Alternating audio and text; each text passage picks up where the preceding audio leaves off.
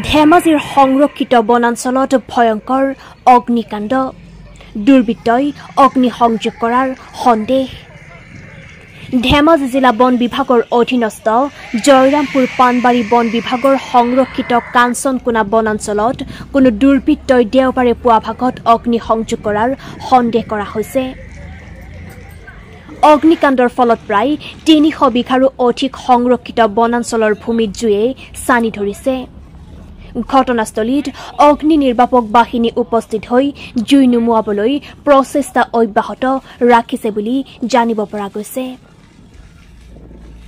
আনহাতে ঘটনা সন্দৰ্ভত সঠিক বিৱৰণ জানিব পৰা হোৱা নাই যদিও বন বিভাগ আৰু প্ৰশাসনৰ তদন্ততহে পোহৰলৈ আহিব জুই লগাৰ প্ৰকৃত কাৰণ ইফালে ঘটনাৰ উচিত তদন্ত কৰি দোষীক শাস্তি দিবলৈ ধেমাজি জিলা কৃষক মুক্তি সংগ্ৰাম সমিতিও বিভিন্ন দল সংগঠনে প্ৰশাসনক দাবী জনাইছে নিউজ ডেস্ক ৰিপৰ্ট জনাই বাৰ্তা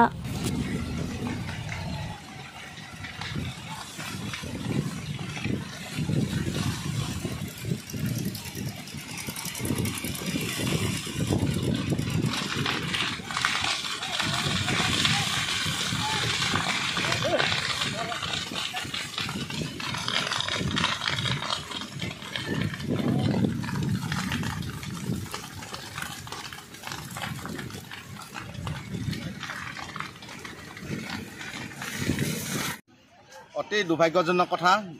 যিটো সময়ত বনাঞ্চল সুৰক্ষিত কৰিবৰ কাৰণে চৰকাৰে উঠি পৰি লাগিছে সেই সময়ত দেখা পোৱা গৈছে যিবোৰ চৰকাৰী বিভাগে বনাঞ্চল ধৰক স্থাপন কৰিছে বা বনাঞ্চলৰ ওপৰত গছপুলি ৰোপণ কৰিছে সেই সময়ত দেখা পোৱা গৈছে এখন পিছত সিখন পানবাৰীত মানে বনাঞ্চলৰ অগ্নিসংযোগ হৈছে ইয়াৰ ৰহস্য আচলতে কি আছে সেই বিষয়ে আমি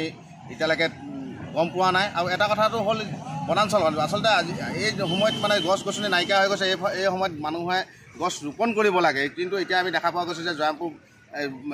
পানবাৰী বনাঞ্চলবিলাকত আমি দেখিব পোৱা গৈছে যে যিবোৰ গছপুলি ৰোপণ কৰিছে সেইবোৰতে কিন্তু জুই সংযোগ কৰি দিছে বা অগ্নিসংযোগ কৰিছে সেইটো কাৰণে আমি ধেমাজি জিলা কৃষক মুক্তি সংগ্ৰাম সমিতিয়ে দাবী জনাইছোঁ যি দুষ্টকাৰী ইয়াত এই জুই সংযোগ কৰিছে তদন্ত কৰি তেখেতসকলক অতি শীঘ্ৰে আইনগতভাৱে ব্যৱস্থা গ্ৰহণ কৰিবলৈ দাবী জনালোঁ আৰু অনাগত দিনত যদি এনেকুৱা বাৰে বাৰে যদি এনেকুৱা